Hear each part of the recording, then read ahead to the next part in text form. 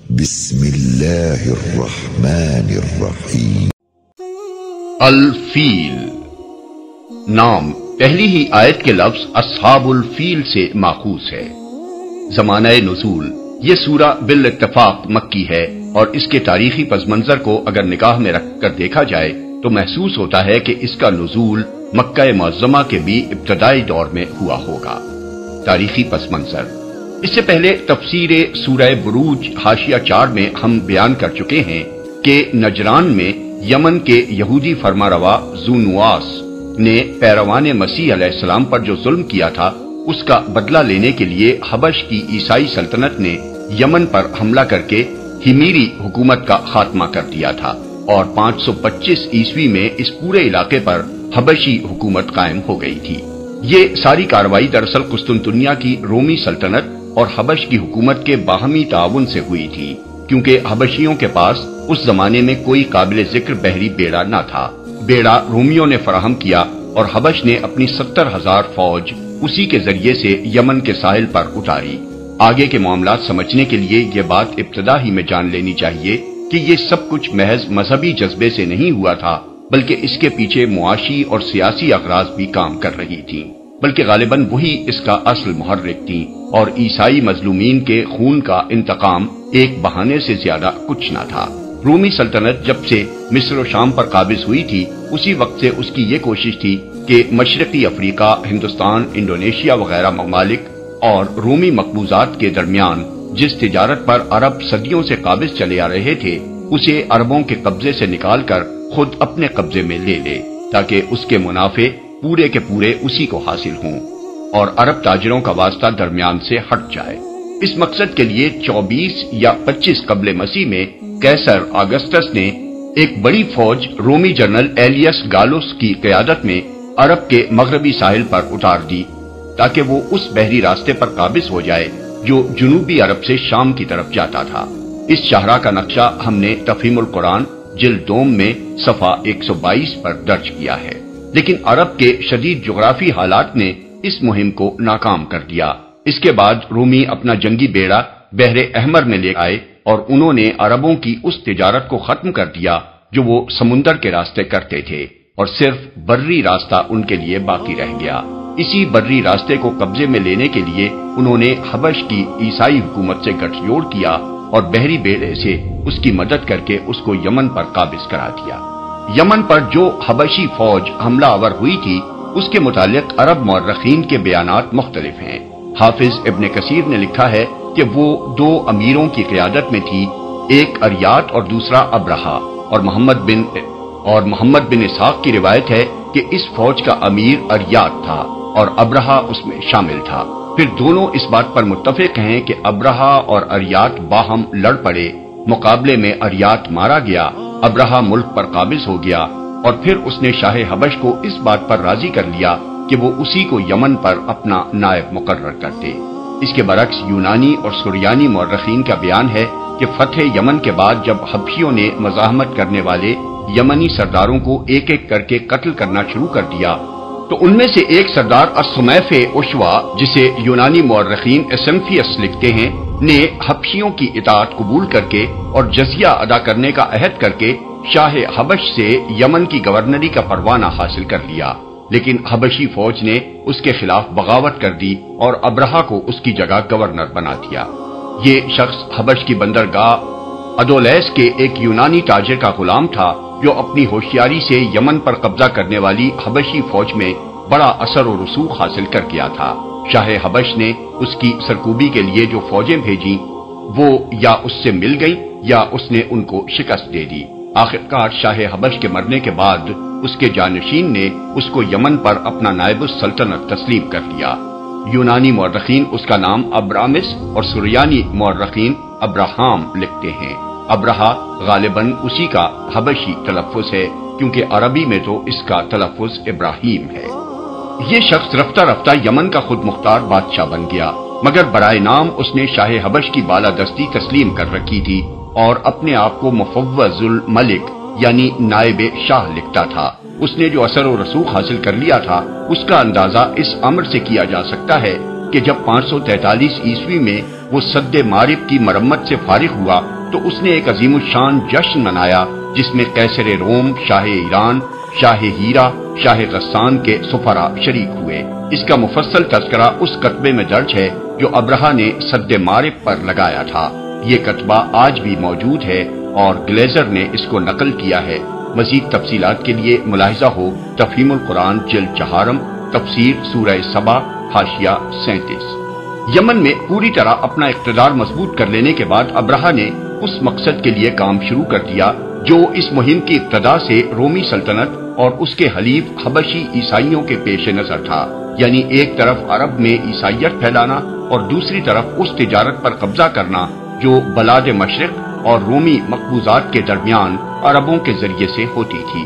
یہ ضرورت اس بنا پر اور بڑھ گئی تھی کہ ایران کی ساسانی سلطنت کے ساتھ روم کی کشمکش اقتدار نے بلاد مشرق سے رومی تجارت کے دوسرے تمام راستے بند کر دیے تھے۔ ابرہہ نے اس مقصد کے لیے یمن کے دارالسلطنت صنعا میں ایک عظیم الشان کلیسا تعمیر کرایا جس کا ذکر عرب مورخین نے القلیس یا القلیس یا القلیس کے نام سے کیا ہے۔ یہ یونانی لفظ ایکلیسیا کا معرب ہے اور اردو کا لفظ کلیسا بھی اسی یونانی لفظ سے ماخوذ ہے۔ محمد بن اسحاق کی روایت ہے کہ اس کام کی تکمیل کے بعد اس نے شاہ حبش کو لکھا کہ میں عربوں کا حج کعبہ سے اس کلیسا کی طرف موڑے بغیر نہ رہوں گا۔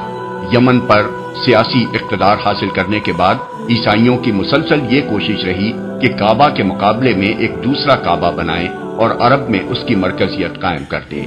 چنانچہ انہوں نے نجران میں بھی ایک کعبہ بنایا تھا جس کا ذکر ہم تفسیر سورہ بروج حاشیہ 4 میں کر چکے ہیں۔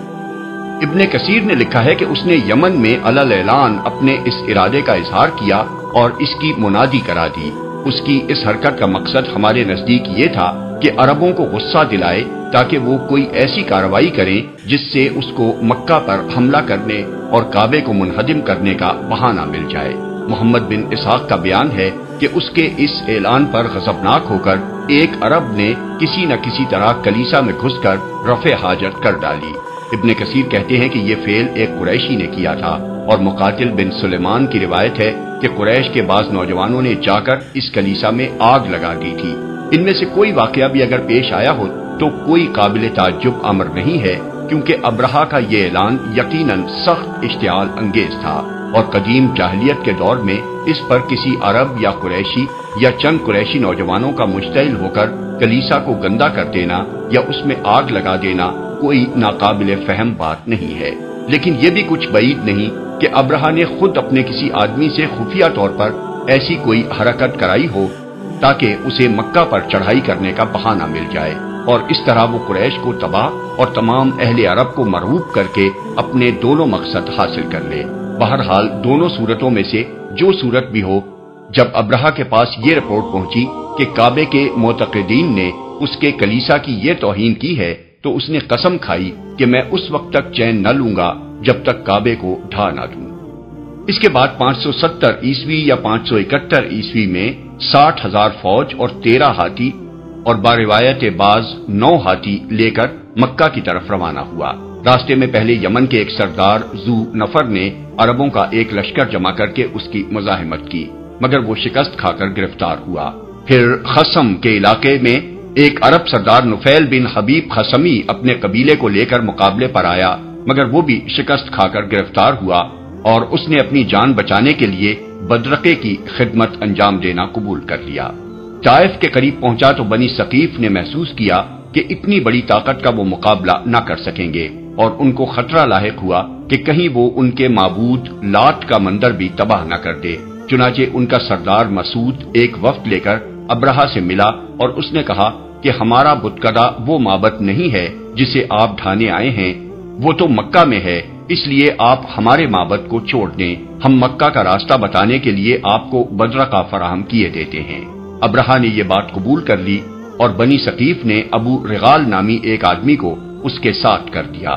جب مکہ 3 کوس رہ گیا تو المغمس یا المغمس نامی مقام پر پہنچ کر ابو رغال مر گیا اور عرب مدتوں تک اس کی قبر پر سنگ باری کرتے رہے۔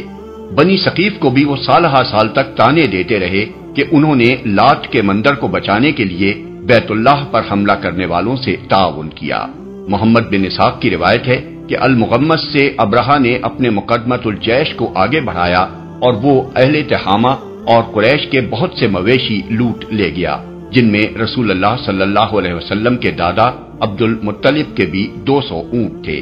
اس کے بعد اس نے اپنے ایک ایلچی کو مکے بھیجا اور اس کے ذریعے سے اہل مکہ کو یہ پیغام دیا کہ میں تم سے لڑنے نہیں آیا ہوں بلکہ اس گھر یعنی کعبہ کو ڈھانے آیا ہوں۔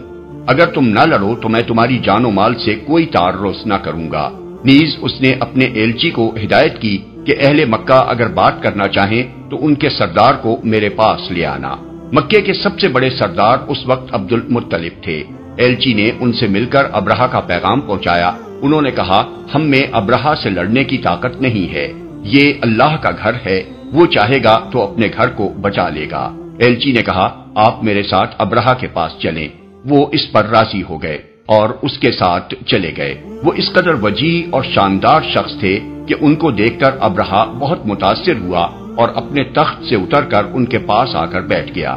پھر پوچھا کہ آپ کیا چاہتے ہیں؟ انہوں نے کہا کہ میرے جو اونٹ پکڑ لیے گئے ہیں وہ مجھے واپس دے دیے جائیں۔ ابرہہ نے کہا، آپ کو دیکھ کر تو میں بہت متاثر ہوا تھا، مگر آپ کی اس بات نے آپ کو میری نظر سے گرا دیا کہ آپ اپنے اونٹوں کا مطالبہ کر رہے ہیں اور یہ گھر جو آپ کا اور آپ کے دین آبائی کا مرجع ہے اس کے بارے میں کچھ نہیں کہتے۔ انہوں نے کہا، میں تو صرف اپنے اونٹوں کا مالک ہوں اور انہی کے بارے میں آپ سے درخواست کر رہا ہوں۔ رہا یہ گھر تو اس کا ایک رب ہے، وہ اس کی حفاظت خود کرے گا۔ ابرہہ نے کہا، وہ اس کو مجھ سے نہ بچا سکے گا۔ عبد المطلب نے کہا، آپ جانیں اور وہ جانیں۔ یہ کہہ کر وہ ابرہہ کے پاس سے اٹھ آئے اور اس نے ان کے اونٹ واپس کر دیے۔ ابن عباس رضی اللہ عنہ کی روایت اس سے مختلف ہے، اس میں اونٹوں کے مطالبے کا کوئی ذکر نہیں ہے۔ عبد بن حمید، ابن منذر، ابن مردوے، حاکم، ابو نعیم اور بہقی نے ان سے جو روایات نقل کی ہیں ان میں وہ بیان کرتے ہیں کہ جب ابرہہ الصفاہ کے مقام پر پہنچا جو عرفات اور طائف کے پہاڑوں کے درمیان حدود حرم کے قریب واقع ہے، تو عبد المطلب خود اس کے پاس گئے اور اس سے کہا کہ آپ کو یہاں آنے کی کیا ضرورت تھی؟ اگر آپ کو کوئی چیز مطلوب تھی تو ہمیں کہلا بھیجتے، ہم خود لے کر آپ کے پاس حاضر ہو جاتے۔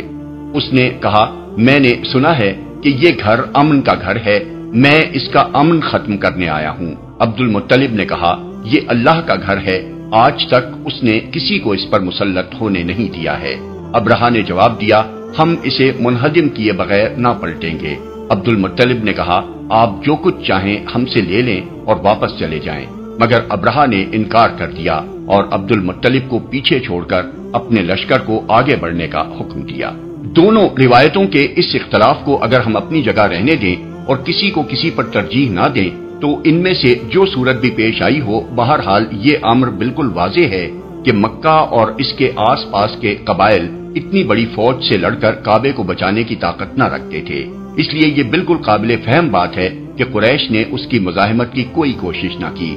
قریش کے لوگ تو جنگ احزاب کے موقع پر مشرک اور یہودی قبائل کو ساتھ ملا کر زیادہ سے زیادہ 10-12 ہزار کی جمعیت فراہم کر سکے تھے، وہ 60,000 فوج کا مقابلہ کیسے کر سکتے تھے؟ محمد بن اسحاق بیان کرتے ہیں کہ ابرہہ کی لشکرگاہ سے واپس آ کر عبد المطلب نے قریش والوں سے کہا کہ اپنے بال بچوں کو لے کر پہاڑوں میں چلے جائیں تاکہ ان کا قتل عام نہ ہو جائے۔ پھر وہ اور قریش کے چند سردار حرم میں حاضر ہوئے اور کعبے کے دروازے کا کنڈا پکڑ کر انہوں نے اللہ تعالیٰ سے دعائیں مانگی کہ وہ اپنے گھر اور اس کے خادموں کی حفاظت فرمائے۔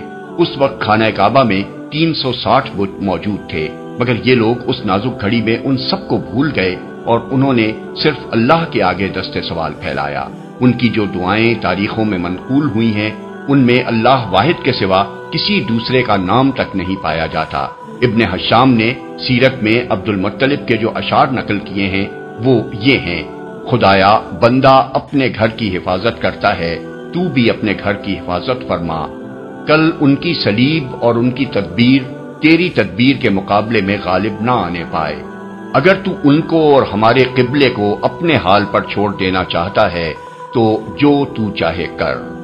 سہیلی نے روض الانف میں اس سلسلے کا یہ شعر بھی نقل کیا ہے، صلیب کی آل اور اس کے پرستاروں کے مقابلے میں آج اپنی آل کی مدد فرما۔ ابن جریر نے عبد المطلب کے یہ اشعار بھی نقل کیے ہیں جو اس موقع پر دعا مانگتے ہوئے انہوں نے پڑھے تھے۔ اے میرے رب، تیرے سوا میں ان کے مقابلے میں کسی سے امید نہیں رکھتا۔ اے میرے رب، ان سے اپنے حرم کی حفاظت کر۔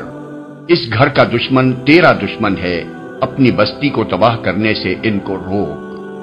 یہ دعائیں مانگ کر عبد المطلب اور ان کے ساتھی بھی پہاڑوں میں چلے گئے اور دوسرے روز ابرہہ مکے میں داخل ہونے کے لیے آگے بڑھا، مگر اس کا خاص ہاتھی محمود جو آگے آگے تھا یکا یک بیٹھ گیا۔ اس کو بہت تبر مارے گئے، آنکھوں سے کچوکے دیے گئے، یہاں تک کہ اسے زخمی کر دیا گیا، مگر وہ نہ ہلا۔ اسے جنوب، شمال، مشرق کی طرف موڑ کر چلانے کی کوشش کی جاتی تو وہ دوڑنے لگتا، مگر مکے کی طرف موڑا جاتا تو وہ فوراً بیٹھ جاتا اور کسی طرح آگے بڑھنے کے لیے تیار نہ ہوتا۔ اتنے میں پرندوں کے جھنڈ اپنی چونچوں اور پنجوں میں سنگریزے لیے ہوئے آئے اور انہوں نے اس لشکر پر ان سنگریزوں کی بارش کر دی، جس پر بھی یہ کنکر گرتے اس کا جسم گلنا شروع ہو جاتا۔ محمد بن اسحاق اور اکرمہ کی روایت ہے کہ یہ چیچک کا مرض تھا اور بلاد عرب میں سب سے پہلے چیچک اسی سال دیکھی گئی۔ ابن عباس رضی اللہ عنہ کی روایت ہے کہ جس پر کوئی کنکری گرتی اسے سخت کھجلی لاحق ہو جاتی اور کھجاتے ہی جلد پھٹتی اور گوشت جھڑنا شروع ہو جاتا۔ ابن عباس رضی اللہ عنہ کی دوسری روایت ہے کہ گوشت اور خون پانی کی طرح بہنے لگتا اور ہڈیاں نکل آتی تھیں۔ خود ابرہہ کے ساتھ بھی یہی ہوا، اس کا جسم ٹکڑے ٹکڑے ہو کر گر رہا تھا اور جہاں سے کوئی ٹکڑا گرتا وہاں سے پیپ اور لہو بہنے لگتا۔ افراتفری میں ان لوگوں نے یمن کی طرف بھاگنا شروع کیا۔ نفیل بن حبیب خصمی کو، جسے یہ لوگ بدرقہ بنا کر بلاد خصم سے پکڑ لائے تھے، تلاش کر کے انہوں نے کہا کہ واپسی کا راستہ بتائے، مگر اس نے صاف انکار کر دیا اور کہا اب بھاگنے کی جگہ کہاں ہے جبکہ خدا تعاقب کر رہا ہے اور نکٹا یعنی ابرہہ مغلوب ہے، غالب نہیں ہے۔ اس بھگدڑ میں جگہ جگہ یہ لوگ گر گر کر مرتے رہے۔ عطا بن یسار کی روایت ہے کہ سب کے سب اسی وقت ہلاک نہیں ہو گئے، بلکہ کچھ تو وہیں ہلاک ہوئے اور کچھ بھاگتے ہوئے راستے بھر گرتے چلے گئے۔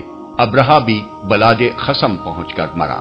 اللہ تعالیٰ نے حبشیوں کو صرف یہی سزا دینے پر اکتفا نہ کیا، بلکہ 3-4 سال کے اندر یمن سے حبشی اقتدار ہمیشہ کے لیے ختم کر دیا۔ تاریخ سے معلوم ہوتا ہے کہ واقعہ فیل کے بعد یمن میں ان کی طاقت بالکل ٹوٹ گئی۔